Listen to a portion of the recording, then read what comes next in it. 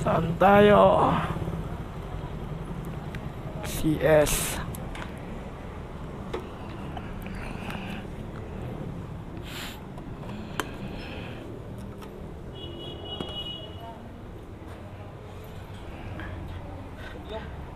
Yes, boss. Oo. 100.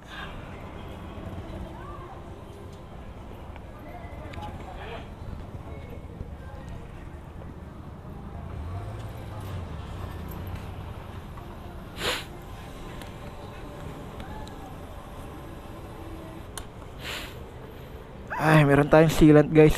Kasi papalagyan natin yung harapan natin. Kasi panay singaw. Siguro may butas. May butas ng mga maliliit. Kasi bagong bago pa yung front tire natin na CST. Pero panay singaw. Kaya kailangan natin lagyan ng sealant. Kasi yung pinakabit natin yan, hindi natin na palagyan. So nagpagas muna tayo ngayon. Tapos na ito, bago tayo umuwi para kumain ng lunch break, palagyan muna natin. Yan, KRX yung nabili natin. Kasi parang nahirapan ako makahanap ngayon ng ng Kobe sealant. Kaya ito lang yung available dun sa pinagbilan natin. Kaya ito na lang, hindi na ako namili. Parang okay din naman to. Kasi yung harapan natin is ito din yung inilagay natin. Maraming bitak yung harapan natin, kaya yung likuran natin. So far ngayon, parang wala na. Soon papalitan din natin yun. Inaantay ko lang na mapudpud. Kasi makapal pa siya. Bitak-bitak lang naman siya. Pero hindi naman tayo bumabiyahe sa ngayon. Sa ngayong buwan, iwan ko next month kung babiyahe tayo.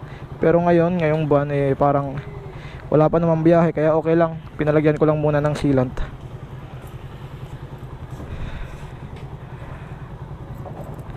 10, 20, 30, 40, 50.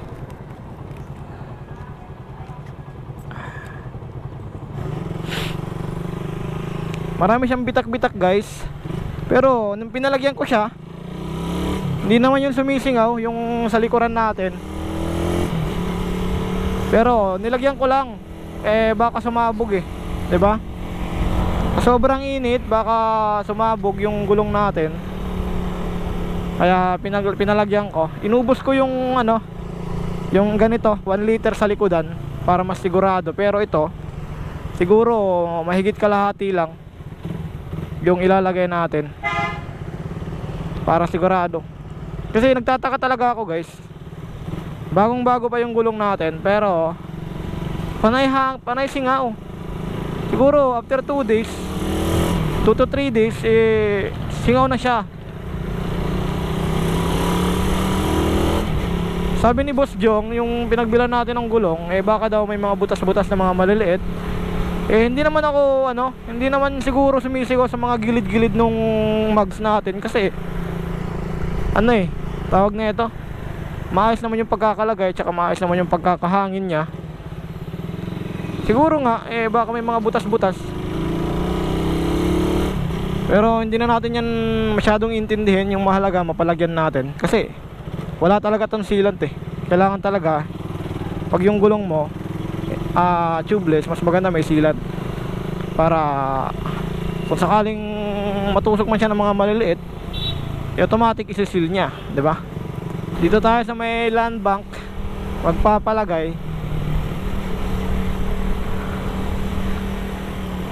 Buti na lang walang tao.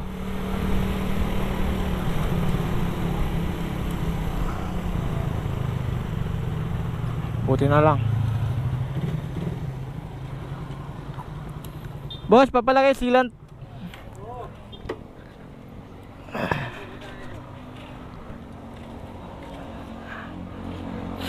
Printe. Sa harapan. Ade. Oo. Okay man lang, kahit di natanggalan, no? Ito yung bagong bili natin, guys.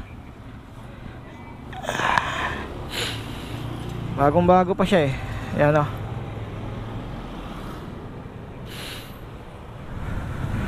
patay tayo, liligwatan ata.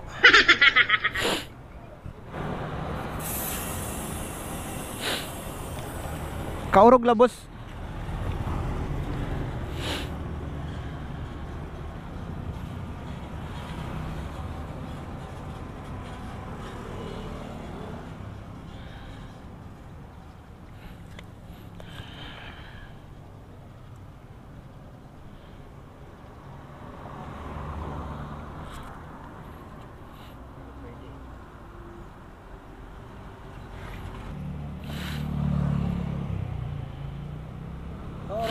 Oh, Kaorogla.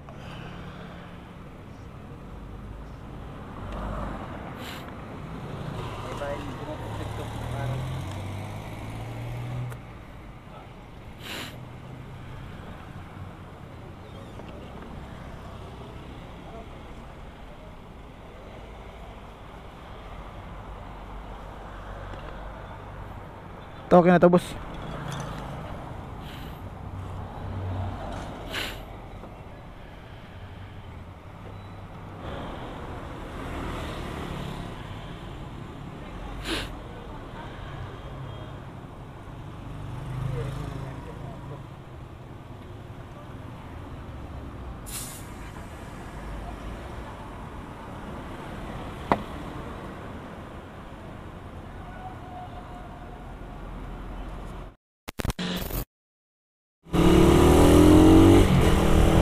Alright.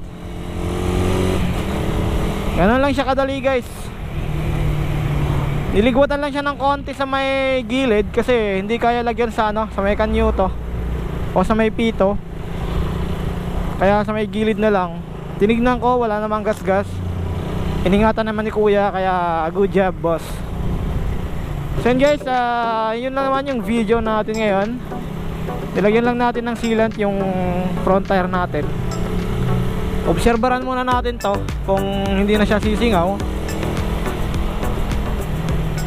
Nilagyan na natin ng sealant starting now, di ba? So yun, guys, maraming salamat po sa inyong panonood. See you on my next vlog. At ride safe po sa ating lahat. Peace out.